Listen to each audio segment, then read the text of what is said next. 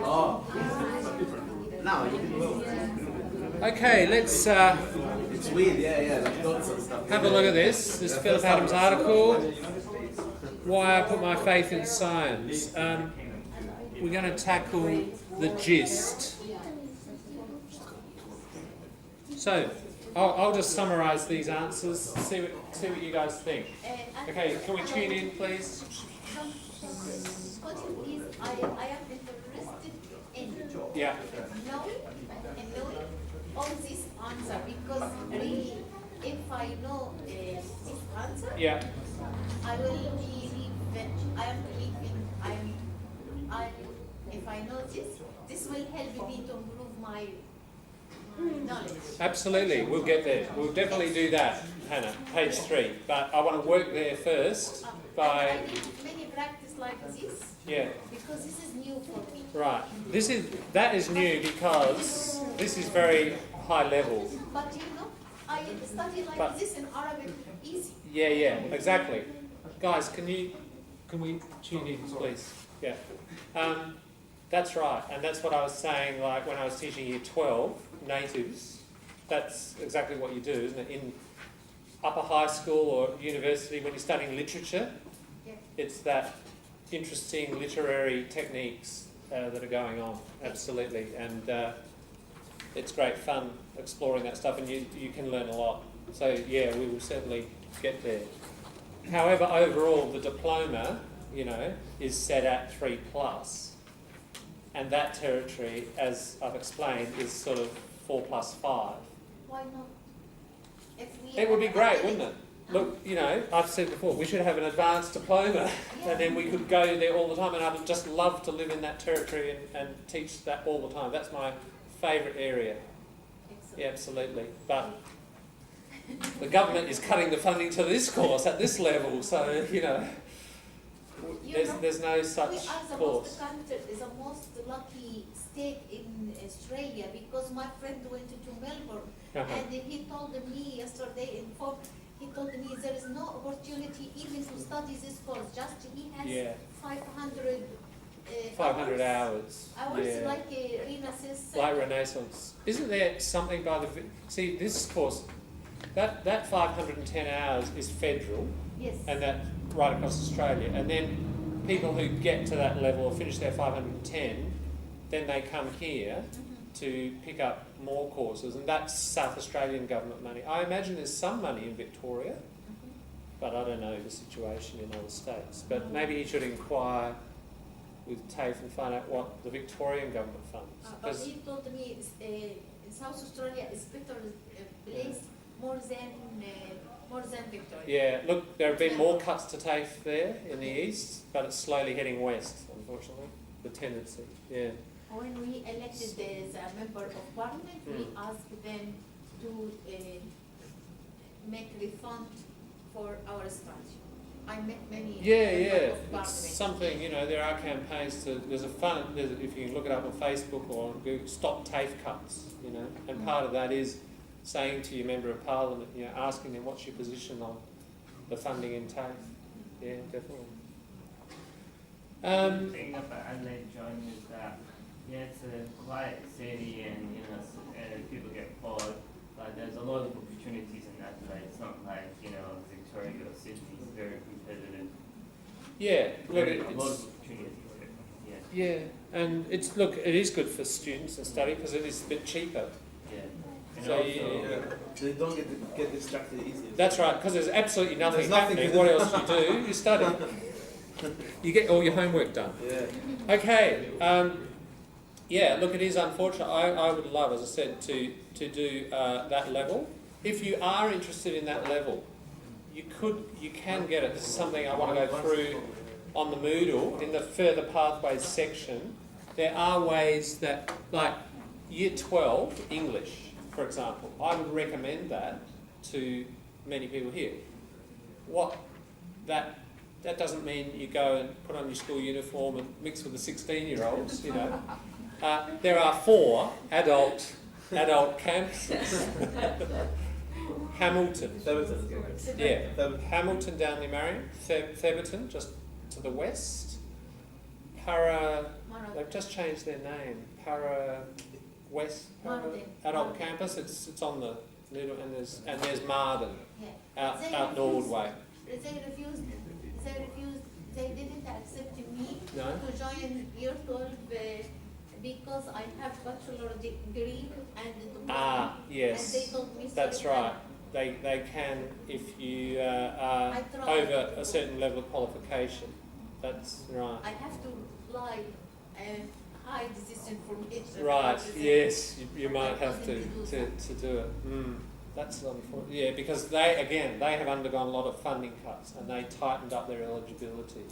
So that some of you may be eligible, but yeah, it's difficult. Anyway, let's push on. The gist is overall that Phillip Adams has more faith in science than religion, that he values the scientific method over belief in God, that he feels one secondary idea is that he believes religion is destroying itself through fighting either between religions or even within religions. And that there is a line there in 1, 2, 3, 4, 5. I think it's a key line. It's religion that's destroying religion. So he develops that towards the bottom and talking about religious mania, sort of craziness towards the bottom there. And that he hopes that in the 21st century things will be different. So something along those lines. I mean, everyone's a little bit different with gist, but you're capturing, I think, the key idea is the preference of science over religion. But I do think you need, as a secondary thing, because he spends quite a bit of time on it, to say that it's actually religion. He believes religions are kind of destroying themselves by fighting something. John, sorry, Yeah. what is the actual meaning of mania? Mania is like when you have an obsession, like high level of energy and focus and obsession about something. Okay. In Arabic house. House. House. Okay. Thanks. Just learned some Arabic. Shukran.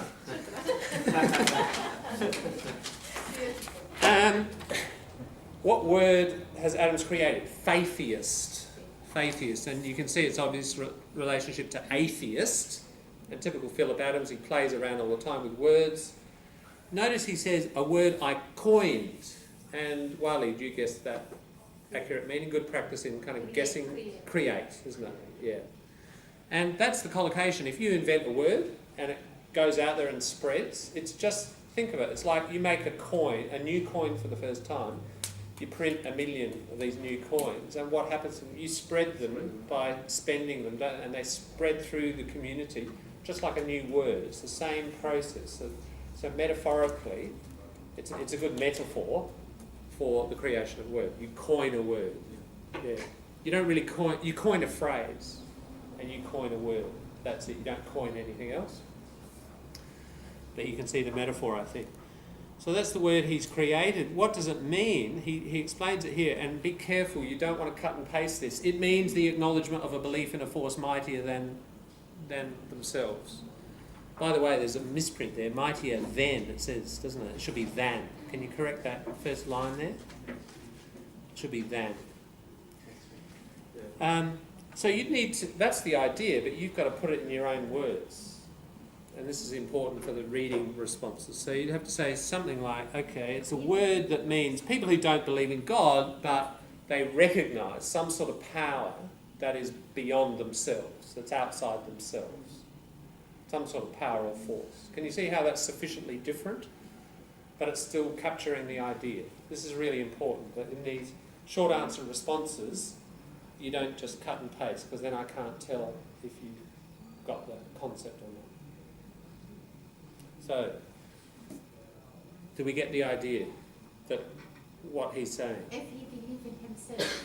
It could, well, let's see what he does believe in, because he goes on, doesn't he? He says, certainly not him, capital H, and high one, you figured out who does that refer to, or what does that refer to? The him. With a capital H. Himself? God. God. God, that's God, yeah. How did you tell it was God? When I read the Bible, there are many hymns. Yeah. Yeah. There are mentioned hymn is many mentioned at the Bible. Yeah, and with the capital H, yes. That's the key, isn't it? See a capital H like that, and it doesn't start a sentence in English, it's God. Also because he gives the answer away in the next Yes. word. He says it's an it. So That's right, certainly not him. Yeah. So he doesn't believe in what we call a personal God, a God that has a personality or is like a human. Yeah? It's an it. It's a thing that he believes in. So he's an atheist, but he's saying, I believe in this thing that is beyond myself. What is it? It's science. That's the thing he believes in. Yeah, so that's kind of 2 and 3. And why? Okay.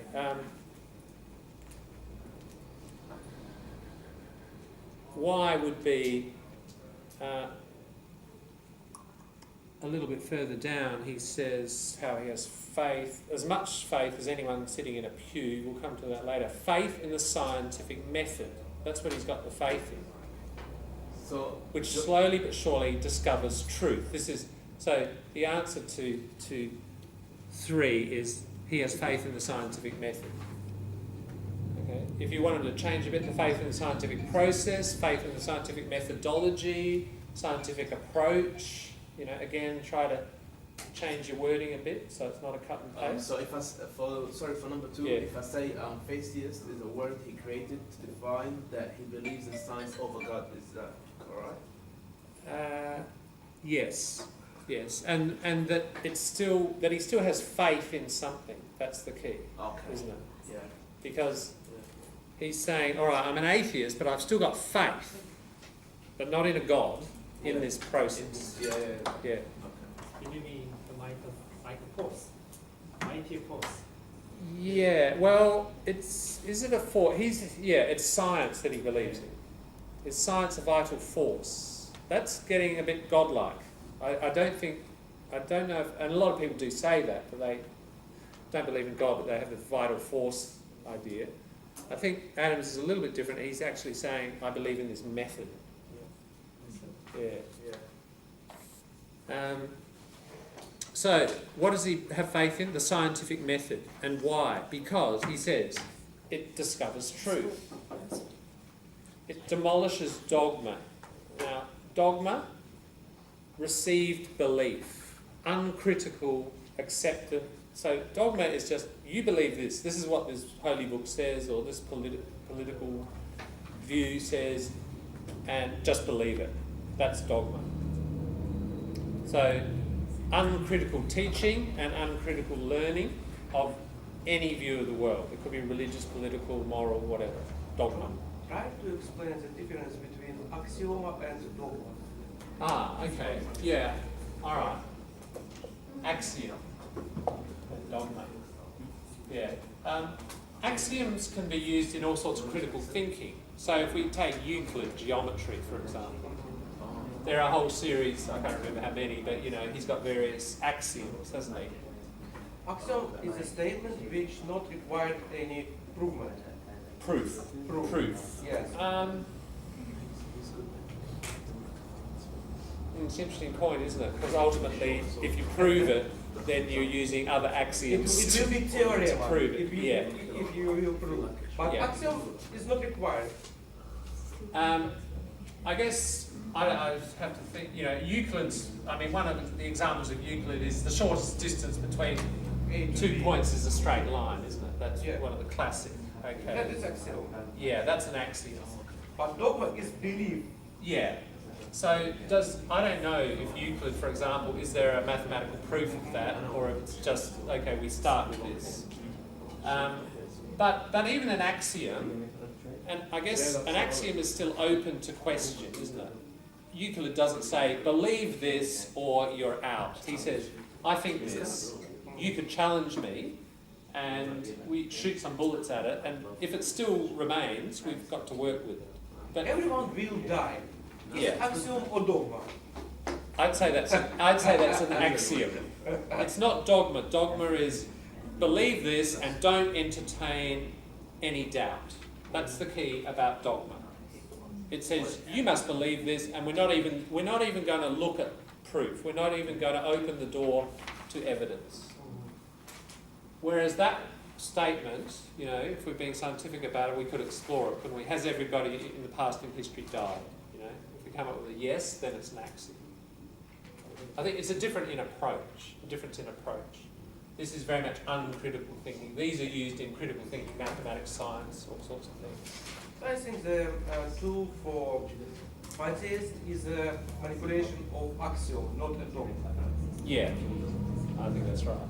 I'll just give you the, that's perhaps a less common axiomatic, just your adjective. If you say that's axiomatic, for example, it's axiomatic that everyone will die, like a certainty.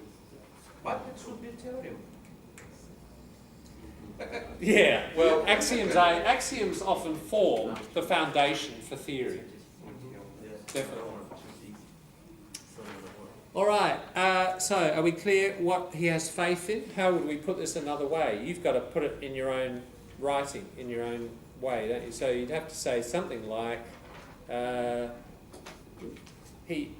reveals the truth, so it discovers. Even if you change a few words, it gets rid of fixed ideas, demolishes dogma. I'm just translating it into plainer English. That might be the best approach. Don't try to think of fancy words and so on. I'm not testing your writing when we're looking at this. I'm testing your reading. So get some things the person writes and just think, what's a plain English translation? And write that. So destroys fixed ideas, so destroys uncritical thinking, whatever. Widens horizons, opens minds, broadens our view of the world, whatever. Creates medical miracles, develops technological advances, just puts technological marvels at your fingertips, may save the world from science itself. Okay. Interesting little point there tucked in at the end, a little complexity. You don't have to cover all of that, but the main point. What does he mean? Just an extension question. I didn't ask it, but it's kind of a bit like a page 3 question. What does he mean? And yet, may yet save the world from science itself. This is interesting, and we have to unpack it. Which one? It's just an extra question I'm now asking. At the bottom of, let's forget the quote, Steinbeck quote, and we'll talk about paragraph 1, paragraph 2. We've just been looking at paragraph 2. And he says about the scientific method, it does all these things, and the last thing he says is the scientific method may save the world from science itself. That sounds like a paradox, doesn't it? A paradox, like a contradiction.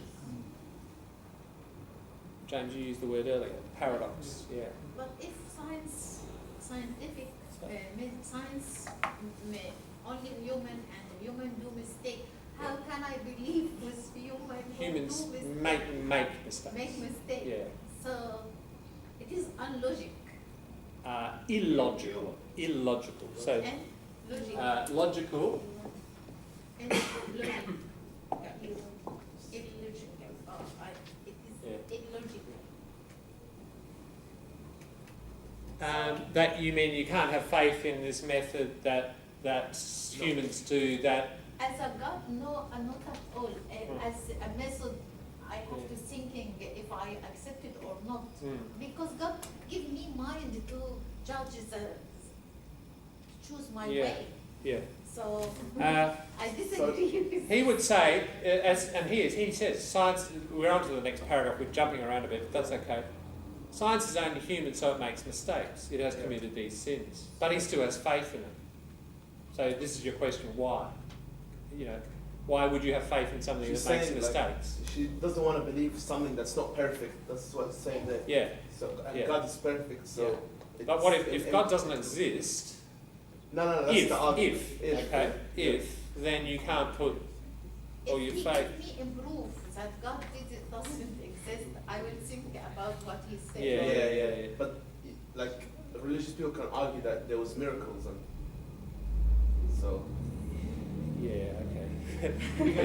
Miracles, all right. Evidence for miracles. It's written. We get off on a huge thing here. Somebody reported miracles. Yeah, somebody reports all sorts of things. What's the actual evidence Who took the iPhone picture, right? Who had their iPhone when Lazarus came back from the dead?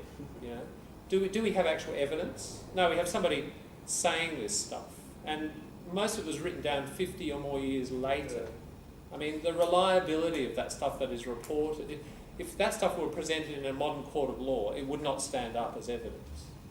But anyway, that's another story. My point is here, and I think it comes back to our critical thinking training. You can have a method that is faulty. Let's take the paediatrics article. It's not perfect. There are problems with it. But the point of science is replication. So we do the experiment again, another 17 years somewhere else. You know, it's all going to take human labour, but knowledge doesn't advance any other way. And we try to design a better, more foolproof method, and we keep shooting bullets at it. And it might take 100 years, it might take 200, but we get closer and closer, and we get our best possible answer as to whether kids brought up in same-sex marriages are better off or the same or worse than kids who are not. So sure, you have mistakes. No study is perfect, but the accumulation over decades or even generations, you're getting closer and closer and closer to a pretty accurate perspective of the world, and it's the best. There is no best perspective, no best analysis of the world than that. The accumulated best practice or attempted best practice by the best minds in different fields over decades and centuries. That's what he's saying. I mean, I'm just unpacking, he doesn't say this, but I'm unpacking it in response to your answer. So personally, I'm happy to put a fair degree of not total faith, because you always got to have critical thinking, because that process, you've got to be criticising, but you believe that it's going to come up with your best possible answer. That's would be the reply. That's the reply he would give. John, how about if you like hand in hand, like you bring science and you bring religion, like you combine them together. For example, you can say that this is my beliefs, and this is the evidence that I believe that this is correct. For example, like you say your values or you believe, and then you have the scientific evidence stating that it's true. For example, you have that matches the real world. So, for example, you can say that I believe this so and so and so, and this is the evidence. That can go in hand. There are many people in the world who believe that science and religion can coexist. Yeah. Phillip Adams certainly doesn't think so. I certainly don't think so. But, you know, certainly people attempt this. But one of his key lines is 1, 2, 3, 4, 5. I mean, this is his position, it's certainly mine too. As knowledge advances, God retreats. The more we know, the less likely it seems there is a God. And, you know, you can look at, I mean, if you take the history of astronomical observations, for example, that's classic. The bigger the universe gets, the more we have to say, why would God pick one particular little planet, you know, out of all the planets, to bring his only son to this one particular place? It's so improbable. It's astronomically improbable, virtually impossible. Anyway, I mean, we're off on another tangent. I have another, it's not religious. Okay, quick reply and then we'll get back to the It's not religious thought, but it's like just crazy thinking. Yeah. I'm thinking like, God might have done it or not. That's another point. Yeah. What I think, imagine there's another world similar to this planet, far away, like certain galaxies away from here. Same people living in there, same environment. Yes. Like, but what I think, God might have done it, or it would be like normal creation in the beginning. There's a religious. Yeah, look, it is likely there's intelligent life elsewhere. We haven't found it yet, but could well exist, couldn't it? Anyway, these are opening up big questions. All right, and we've got to be careful. Obviously, you've only got 1 hour to write, so don't get too cosmic. All right. Errors. We're moving on. 4 and 5, and perhaps we'll do these together. How's that time going? Yeah. Let's try to finish the page before 11. What are the errors? Because Adams doesn't say science is perfect, does he? No. Yeah. So what are some of the errors, Nancy? Because scientists adding nuclear and some innovation destroyed the Earth because of the pollution. Yeah. Yeah. Exactly. A-bombs. He talks about global warming. Yeah, global warming. And then nuclear empire was conducted. Yeah. Where's just having a look there where he's talking about. Yeah. And this links with thank you. And this links with this notion, just to answer my own question, about how does science save the world from science itself? Okay. Nuclear weaponry, global warming, has been produced by modern industry. Modern industry is based on scientific technology. So maybe we need climate science and an analysis of, how to solve the problem and how all the pollution, etc. Environmental science is going to save us from the problems that science has created. That's what's going on there. Can you see how he's...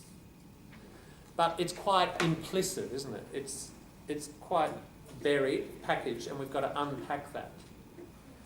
Now this kind of unpacking, in complex reading, it actually depends, reading especially, well, listening as well, but, there are many, many references here to things outside. There's science, there's history, there's religious knowledge, there's a bit of politics towards the end. Good reading depends on knowledge, broad knowledge, doesn't it? If you don't know what, Sunni and Shia, or the Tea Party, or Dawkins, Richard Dawkins, and all these things that he refers to, this is what I mean by cultural knowledge. This is where at the higher levels, that good reading, good listening, is absolutely interconnected with cultural understanding. And these sort of things that he's mentioning here, how many people read it? Quite a lot. The educated class of Australia opens up Saturday morning paper, they read that, they know, they get it, they have a laugh, they're getting all that stuff. A lot of this stuff is not just Australian, it's global. Obviously we're a globalised world, and somebody in France could read that, Japan, whatever. An educated person would know Dawkins, Tea Party, Sodom and Gomorrah, There's this globalised world that, look, it is fairly dominated by Western culture. It's Western culture that's globalised, and a lot of, like the biblical stuff is globalised. So there's this sort of bias, but I guess what I'm getting at is this isn't just Australian culture. This is globalised. The educated professional class is very mobile around the world now, isn't it? You're here. You're proof of it. You've just been very mobile. You've come to this country. Other people are going elsewhere. There's this traffic of professional people, and this intermix is creating this layer of common understanding and reference points. There's not a lot here that I would say is, in fact, I don't think there's anything that's exclusively Australian about this. It's general, educated, global knowledge. And if you're having trouble with some of those references, I would say it's this, you've got to induct yourself more into this global kind of educated class knowledge, The intelligentsia, there's a word. You know the word intellectual, it's kind of intelligentsia. The people, educated class of a society. Well, we've kind of got a global educated intelligentsia. The professionals, That's no doubt where you aspire to be. So getting this kind of knowledge is part of the process. Some of those things I've put on that cultural acceleration list are global. They're not just Australian, So these sort of references are important to get. Yeah, so that stuff about climate here. Yeah, grab that one. And you got the questions? Okay. All right, we'll try to get through this last bit. So he's admitting that there are these problems, isn't he, with science, and that it might actually. He says it's committed sins, both venial and mortal. Now that's a reference to. Anybody get the reference there?